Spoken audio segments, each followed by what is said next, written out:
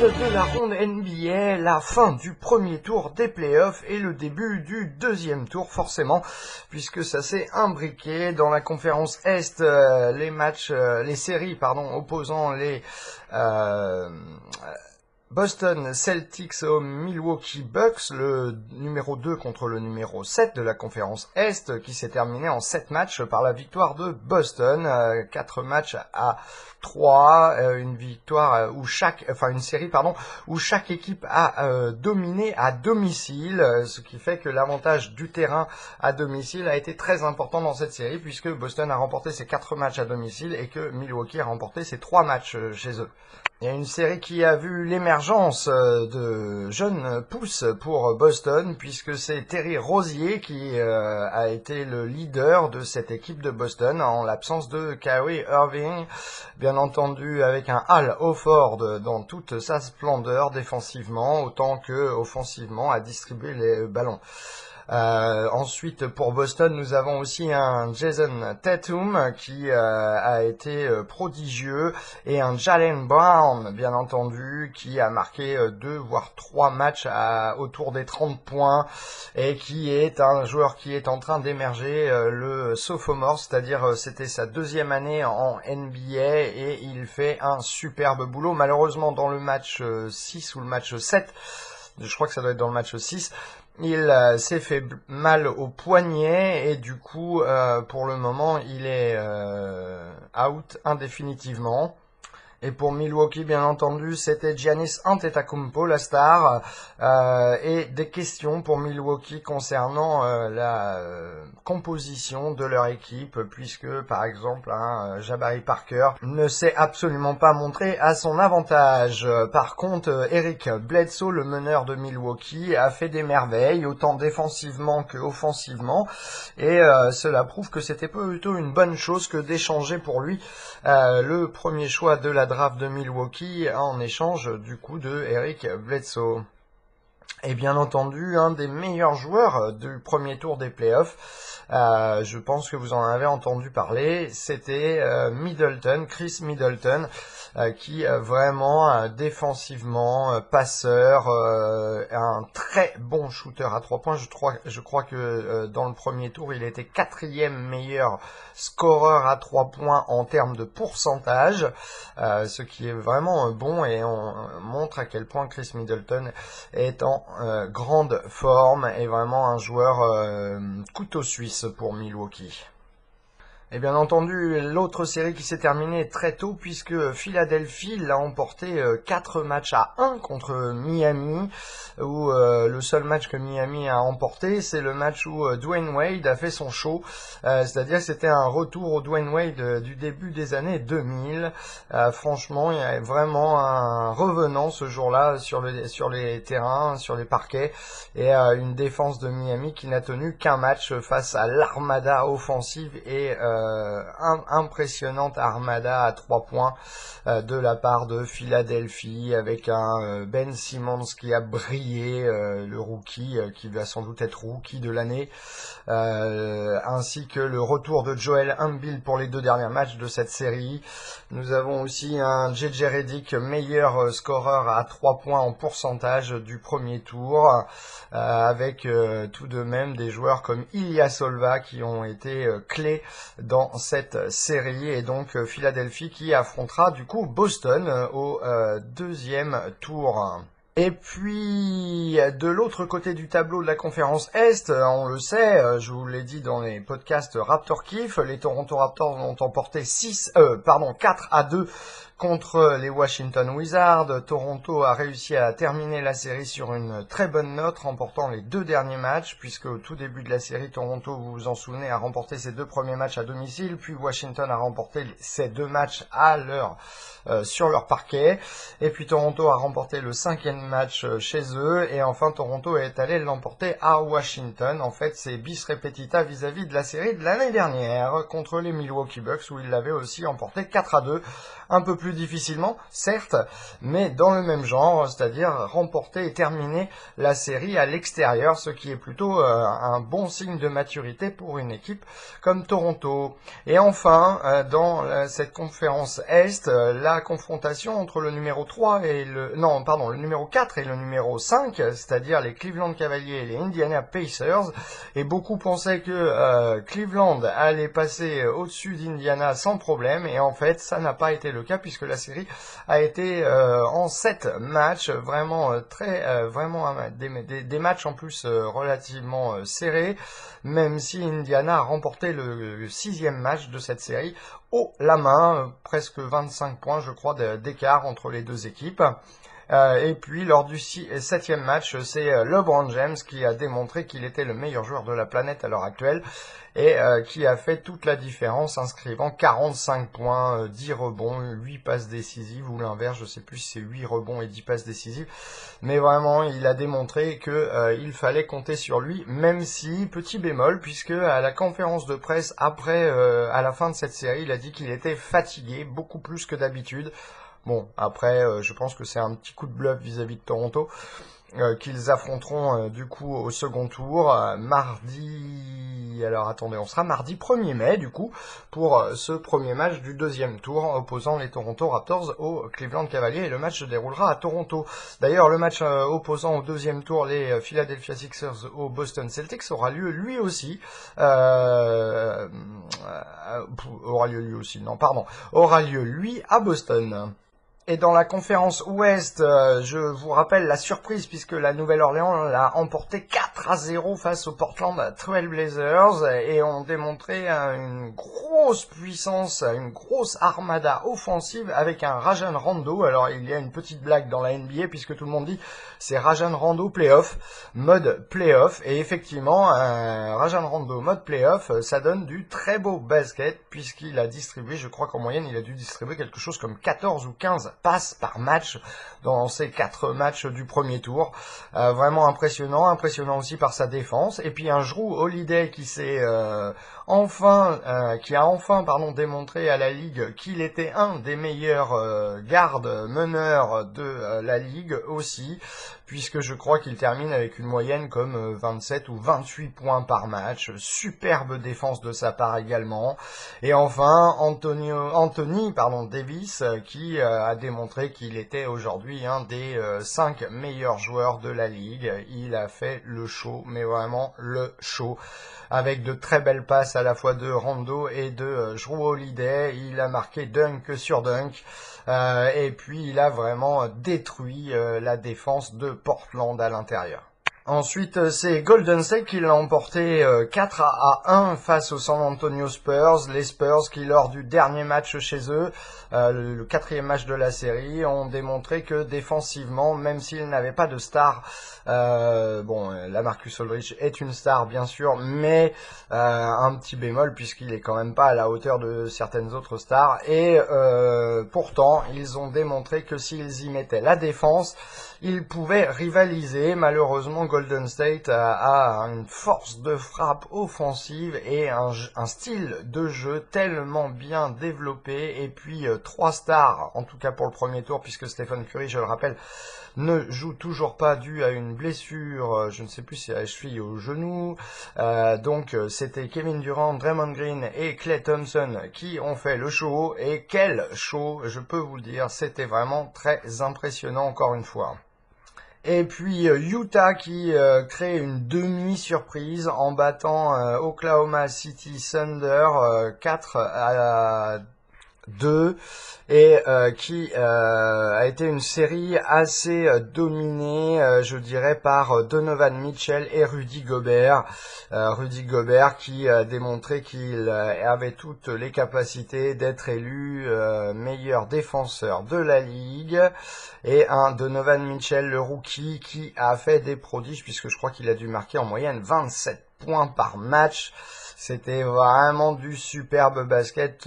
J'en ai déjà parlé dans des podcasts, donc je ne vais pas revenir dessus. Enfin, pour terminer la conférence Ouest, c'est Houston qui l'a emporté 4-1 face au Minnesota Timberwolves, terminant le dernier match 122-104. Et les Timberwolves qui n'ont pas vraiment pu faire grand-chose face au système offensif super efficace des Houston Rockets. Et du coup, un James Harden et un Chris Paul qui ont fait le jeu, qui ont vraiment impacté chaque match, chaque possession, que ce soit en offense ou Chris Paul en défense. Un PJ Tucker pour Houston qui a été crucial, et bien sûr le Suisse Clint Capella qui a fait un boulot énorme à l'intérieur, vraiment énorme à l'intérieur. Et du coup, Houston affrontera les Utah Jazz au deuxième tour, tandis que Golden State affrontera la Nouvelle-Orléans.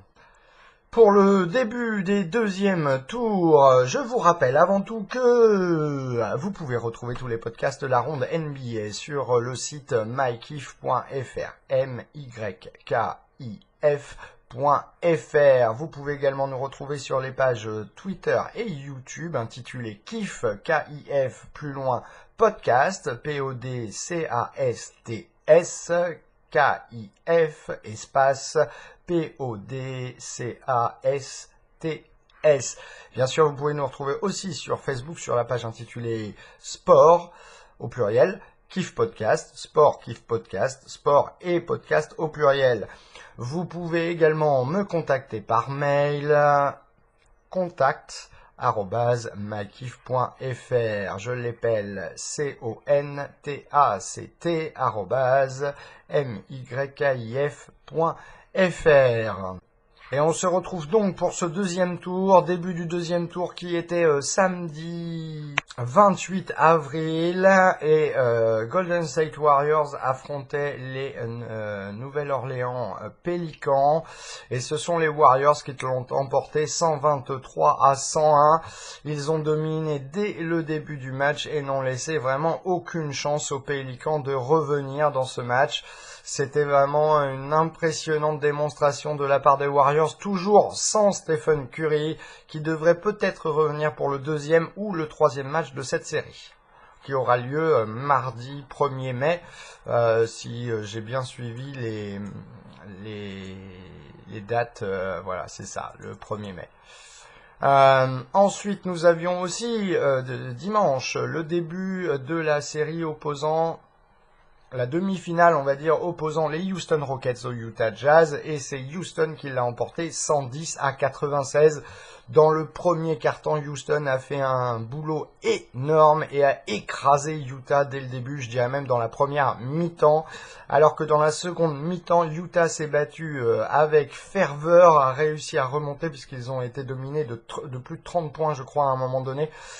Et ils ont réussi à revenir, en tout cas à faire jeu égal, puisqu'ils terminent seulement avec moins 14 points quand on sait le retard qu'ils avaient. C'est pour dire s'ils ont vraiment bataillé. Ils ont même dominé la seconde mi-temps, ce qui promet une série plutôt intéressante, car je pense que Utah maintenant a dû trouver un rythme après avoir passé le premier choc de ces demi-finales contre un des favoris pour le championnat. Et on se retrouve donc aujourd'hui, lundi 30 avril, pour le match opposant les Boston Celtics aux Philadelphia Sixers. Le match se déroule à Boston, et donc la composition de l'équipe de Boston, je vous la donne, en tout cas du 5 de départ. Il s'agit de Terry Rozier, Marcus Smart, Jason Tatum, Al Horford et Aaron Baines. Et oui, je vous l'ai dit, Jaylen Brown ne jouera pas, il s'est blessé au poignet. Et pour les Philadelphia Sixers, il s'agit de Ben Simmons, JJ Redick, Joel Embiid, Darius Saric et Robert Covington qui donc ouvrent ce match pour Philadelphie. Et à la fin du premier quart-temps, c'est Boston qui mène 25-22. Ils ont mené de 10 points à un moment donné dans ce premier quart-temps. Et puis Philadelphia, en fin de premier quart-temps, est revenu vraiment de façon tonitruante sur l'impulsion d'un Ben Simmons qui a distribué magnifiquement grâce à ses pénétrations, qui a mis aussi quelques dunks avec des belles passes de J.J. Redick par exemple ou d'Ilyasova. Et dans le deuxième quart-temps, c'est Boston qui s'envole puisqu'ils mènent dorénavant 56-45. Ils ont vraiment fait la différence, surtout Al Horford à l'intérieur, qui a fait vraiment un superbe boulot, allant marquer des paniers contre Joel Embiid, qui malheureusement ne peut pas faire grand-chose face à la dextérité d'un Al Horford au pic de sa forme, vraiment, puisqu'il avait fait un magnifique match 7 contre Milwaukee et il continue sur la même lancée. Tandis que Joel Embiid démontre qu'il est déjà un des top 10 joueurs de la ligue. Vraiment impressionnant ce début de match. Il fait tout ce qu'il peut pour aider son équipe et lui et Ben Simmons sont vraiment les stars de cette équipe, même si J.J. Redick est celui qui bénéficie le plus de ces deux stars dans son équipe. À la fin du troisième quart-temps, Boston mène 87-75. Ils ont fait le trou et on le sent, Philadelphie a beaucoup de mal à rivaliser avec Boston et sa discipline défensive qui impose, comme on peut le voir, un 25 points maximum par quart-temps à Philadelphie, alors que Philadelphie est plutôt une équipe qui est à une moyenne de 28, 29, voire 30 points par quart-temps. C'est pour vous dire s'ils arrivent à faire le boulot, Boston, et de quelle façon. Et c'est Terry Rozier qui fait le show, c'est vraiment festival Terry Rozier à 3 points.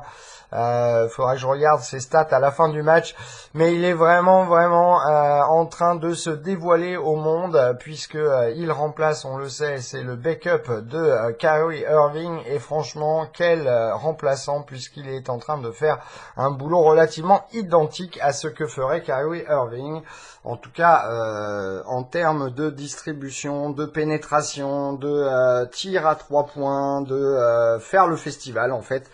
Et ça, il le fait très bien et donc c'est la révélation de cette équipe de Boston en ces playoffs.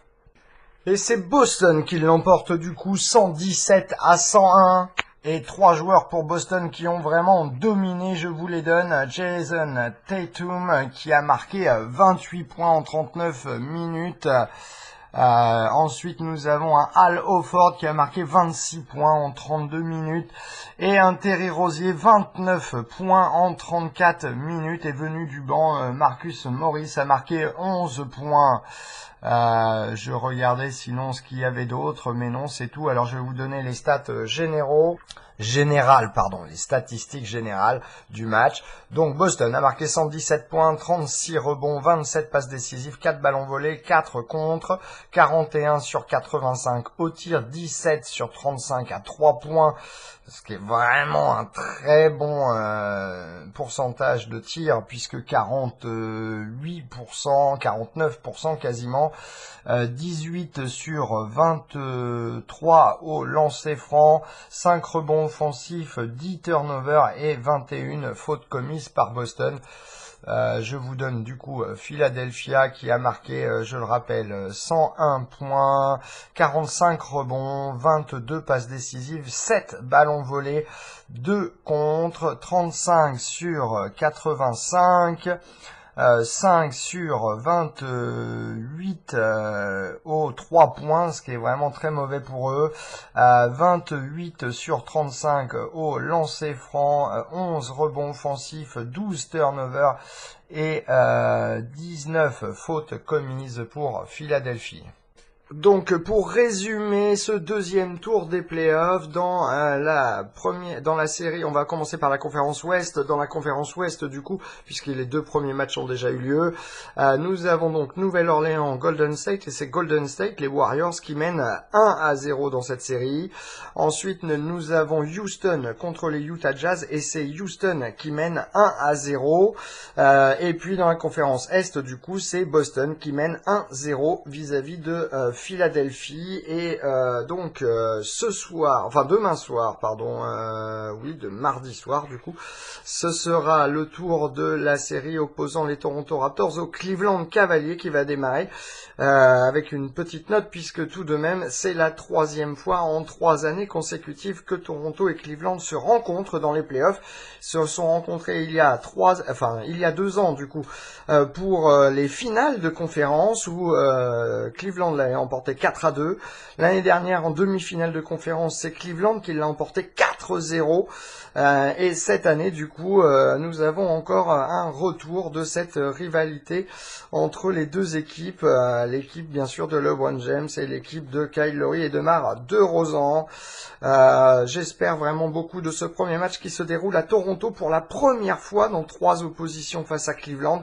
Toronto aura l'avantage du terrain pour le premier match, ce qui pourrait vraiment être déterminant, puisque Toronto cette année s'est montré vraiment très très bon à domicile. Voilà, donc on se retrouve d'ici quelques jours pour vous donner la suite de ces demi-finales des 2 conférences.